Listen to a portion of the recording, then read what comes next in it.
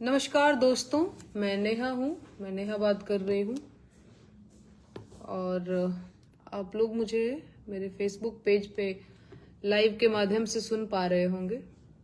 अगर मेरी आवाज़ आप लोगों तक पहुँच रही है तो एक बार कंफर्म करेंगे।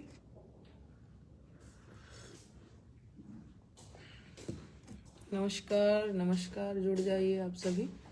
आप लोगों से कुछ बातें करनी है मुझे आज, और आज जरूरी बात करनी है। जुड़ जाइए आप लोग। अपने कमेंट के माध्यम से मुझे सूचित करेंगे कि मेरी आवाज़ जो है वो आप लोगों तक पहुंच रही है।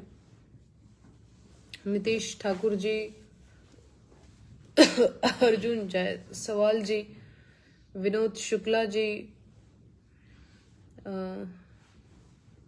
गुलशन कुमार जी जुड़े हुए हैं, शिवम सिंह गहरवार जी जुड़े हुए हैं, सतबीर जी मुझे देख रहे हैं। नमस्कार नेहा जी, आप कैसी हैं?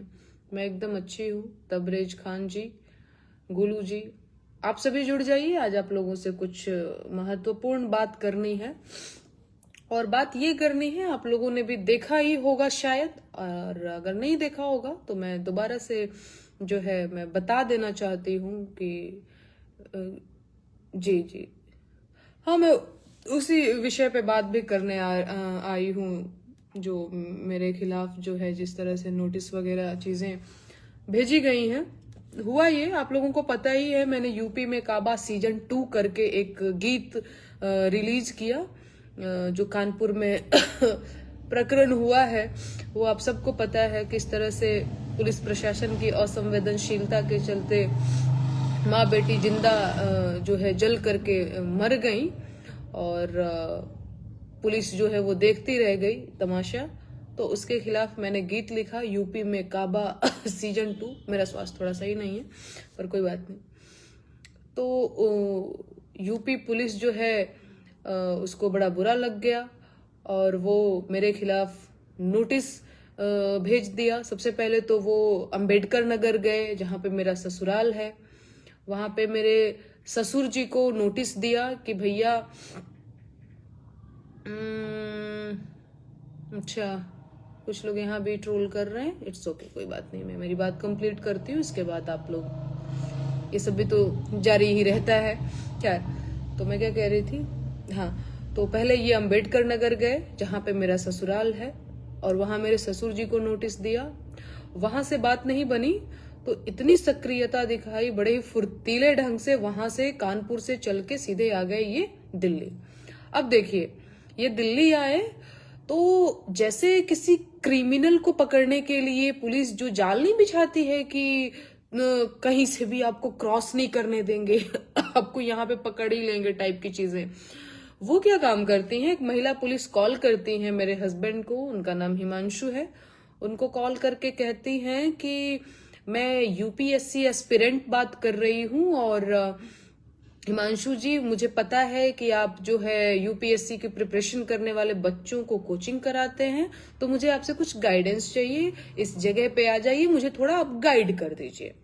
तो हिमांशु भी बड़ा कंफ्यूज हो गए कि ऐसे आपको किसने नंबर दिया, मेरा नंबर किसने दिया आपको। तो ये तो कुछ नहीं बताया उन्होंने बस ये कहा कि नहीं, मुझे बस नंबर मिल गया, आप यहाँ आ जाइए, थोड़ा मुझे गाइड कर दीजिए। इस तरह से बात किया। तो हिमांशु और हमने इग्नोर किया, कोई रिस्पॉन्ड नहीं किया कि क्या मतलब है, कोई भी होगा टाइप, ऐसे कोई मजाक कर रहा होगा।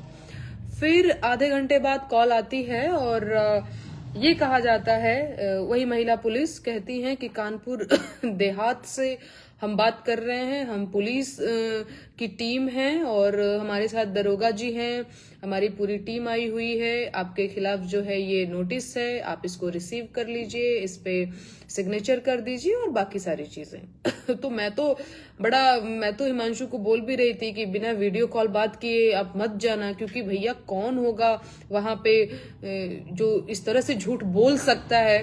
तो पता चले हम सामने गए मिलने, मुझे कोई और ही मिल जाए, है ना। तो इस तरह से हम लोग थोड़ा कम ही भरोसा करते हैं लोगों पर। और तो मैंने बोला हिमांशु को कि पहले कंफर्म हो जाओ ये पुलिस के लोग हैं या ये खुद ही चोर हैं क्योंकि इस तरह से झूठ बोलना कौन करता है ना। मतलब मेरे साथ वैसे व्यवहार हो रहा है जैसे मैंने बहुत बड़ा क्राइम कर दिया है कि तुमको तो इस तरह से झूठ बोल के पकड़ लेना, जैसे पुलिस नहीं करती, जाल बिछाती है क्रिमिनल को पकड़ने के लिए, उस तरह से एक नोटिस देने के लिए इतना ताना बाना बुना, है ना। तो ये चीजें किया। उस नोटिस में ये लिखा हुआ है, मैं आप लोगों से चाहती हूँ कि आप लोग दोबारा से यूपी में काबा का सीजन 2 सुनिए और आप लोग मुझे बताइए कि क्या सचमुच उस गाने में ऐसा है जिससे समाज में वैमनस्यता फैल रही है, या फिर समाज में तनावपूर्ण माहौल क्रिएट करने की मैंने कोशिश करी है, या फिर सामाजिक सौहार्द बिगाड़ने की कोशिश करी है। तो आप लोग भी उस गाने को सुनिए क्योंकि यूपी पुलिस के नजरिए से तो वो गाना जो है ऐसा है कि वो समाज में नफरत फैलाने का काम कर रहा है ना। तो आप लोग भी सुनिए और मेरे लिए मैटर आप ही लोगों का प्रतिक्रिया करता है कि आप लोगों को कैसा लगता है, आप लोगों को भी क्या सच में लगता है कि मैंने उस गीत के माध्यम से नफरत फैलाने का काम किया है। तो मुझे आप लोग भी बताइएगा। और उस नोटिस में ये भी लिखा है कि अगर 3 दिन के अंदर मैं उस नोटिस का जवाब नहीं देती हूँ तो मेरे खिलाफ जो है उचित कार्रवाई करी जाएगी।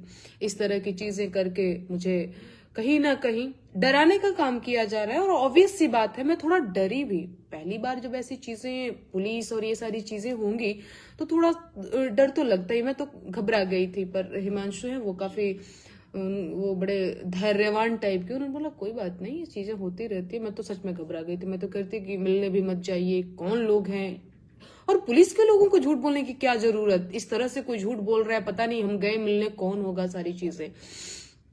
तो बाकी हाँ नहीं ठीक है, अभी मैं बहुत कॉन्फिडेंट भी हूँ, मेरे हस्बैंड मेरे साथ हैं तो मुझे बहुत वैसी कोई दिक्कत नहीं है। बाकी मैं एक बात जो कहना चाहती हूँ और वो ये मैं कहना चाहती हूँ कि मैं अपने गीत, मैं पिछले 2.5 सालों से गीत लिखती रही हूँ, गाती रही हूँ, कोई भी गीत या कोई भी मेरे शब्द ऐसे नहीं है जो जिसको आप ये कह सकते हैं कि ये आपत्तिजनक है या असंवैधानिक है, ये नहीं होना चाहिए, समाज के लिए ये सही नहीं है, इस तरह की चीज नहीं होनी चाहिए, है ना। तो इस तरह का शब्द मैंने कभी प्रयोग नहीं किया। बाकी यहाँ पे आप देख रहे होंगे मैं भारत का संविधान लेकर के बैठी हुई हूँ और मैं बताना चाहती हूँ कि ये जो संविधान है मुझे अधिकार देता है बोलने की, पढ़ने की, रहने की, घूमने की, है ना। तो मैं कोई भी काम, मेरा गीत, कोई भी गीत वो संविधान के दायरे से बाहर नहीं है और वो संविधान के अंतर्गत ही है। ये संविधान जो है मुझे आजादी देता है जैसा कि मैंने बताया। बाकी और मैं इसमें आप लोगों को भी मैं बता देना चाहती हूँ कि देखिए किन किन चीजों की मुझे आजादी है और जो गीत मैंने गाया है उसकी आजादी, उसकी प्रेरणा कहीं ना कहीं मुझे भारतीय संविधान से मिलता है। इससे पहले मैं वो गीत भी सुनाऊंगी जो गीत मैंने मौलिक अधिकारों के गीत के नाम से रिलीज किया था और उसको भी आप लोगों ने सुना था और काफी पसंद भी किया था। वो गीत संविधान गीत के नाम से, मौलिक अधिकारों के गीत के नाम से था। मैं चाहती हूँ कि वो गीत भी मैं अभी आप लोगों को सुनाऊंगी, लेकिन उससे पहले मैं एक चीज जो पढ़ करके सुनाती हूँ आप लोगों को, जो भारत के संविधान में लिखा गया है और जहां से मुझे प्रेरणा मिलती है गाने की, मैं आप लोगों को एक बार पढ़ करके सुना देना चाहती हूँ। ठीक है, संविधान किताब एक बार दिखा दो। संविधान की है ये देखिए, शायद आप लोग देख पा रहे हो, एक्चुअली ये बहुत बड़ा है, ये इतना बड़ा है, इतना भारी है। ये भारत का संविधान है। मेरे लिए जितना पूजनीय गीता है, रामायण है, रामचरितमानस है, उतना ही पूजनीय भारत का संविधान भी है। तो मैं सुनाती हूँ। यहाँ पे लिखा हुआ है स्वातंत्र्य अधिकार अनुच्छेद 19। इसमें लिखा हुआ है सब नागरिकों को वाक स्वातंत्र्य और अभिव्यक्ति स्वातंत्र्य का शांतिपूर्वक और निरायुध सम्मेलन का, संस्था या संघ बनाने का, भारत राज्य क्षेत्र में सर्वत्र अबाध संचरण का, भारत राज्य क्षेत्र के किसी भाग में निवास करने और बस जाने का, संपत्ति के अर्जन, धारण और व्ययन का तथा कोई वृत्ति, उपवाजिका, व्यापार या कारोबार करने का अधिकार होगा, है ना। आप लोगों ने इसको सुना, और भी बहुत सारा है, लेकिन मैं इतना इसलिए पढ़ रही हूँ क्योंकि ये सारे जो चीजें चल रही हैं उसमें ये शामिल हो जाती हैं, है ना। तो ये अधिकार जो है ये अधिकार जो है मुझे भारत के संविधान ने दे रखी है, तो मैं फर्जी में ऐसे ही बेतुके सवाल नहीं कर रही हूँ, बेतुके जो है गीत नहीं गा रही हूँ। कहीं ना कहीं इससे मुझे इंस्पिरेशन मिलता है। बाकी संविधान गीत, मौलिक अधिकारों के गीत को मैंने भोजपुरी में भी लिखा हुआ है, और मैं चाहती हूँ कि एक बार फिर से मैं आप लोगों को सुनाऊं, ताकि जिनको अपने अधिकार न पता हो उनके सामने डराने की कोशिश करिएगा, उनको धमकाने की कोशिश करिएगा। मैंने बार बार कहा है कि मैं संविधान में विश्वास करने वाली लड़की हूं, तो आप मुझे डरा नहीं सकते हैं, है ना। आप सरकार में हैं तो आप रंगबाजी कर सकते हैं, बदमाशी कर सकते हैं, पर डरा नहीं सकते हैं, है ना, क्योंकि मुझे अपने अधिकार पता है कि क्या चीजें हैं, मैं क्या कर रही हूं, है ना। तो आप अपना काम जारी रखिए, बाकी मैं सारा काम जो कुछ भी कर रही हूँ संविधान के कहीं ना कहीं दायरे में ही कर रही हूँ। एक बार मैं गीत सुनाना चाहती हूँ, आप लोगों को सुनिएगा। मेरा स्वास्थ्य थोड़ा सा कम ठीक है, मुझे बार बार खांसी आ रही है, तो माफ करिएगा उसके लिए। संविधान के सुन ला विचार भैया, आव समझायापन अधिकार भैया, काका चीज के हुआ हकदार भैया, आव समझायापन अधिकार भैया। तो हर पहिला अधिकार हुए समता के हो, जाति धर्म के भेद मिटे जनता के हो, केहू छोट बड़ ना बराबर भैया, आव समझायापन अधिकार भैया। 14 से 18 के सार भैया, आव समझायापन अधिकार भैया। तो हर दूसरा अधिकार है स्वतंत्रता के हो, बोले पढ़े रहे घूमे के आजादी देवे हो, समुदाय व्यवसाय के आजादी देवे हो।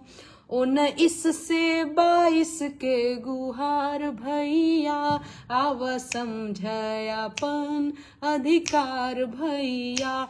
तो हर तीसरा अधिकार है शोषण के विरुद्ध, बंधुआ मजदूरी बेगारी के विरुद्ध। 23 से 24 कहे बार बार भैया, आव समझायापन अधिकार भैया।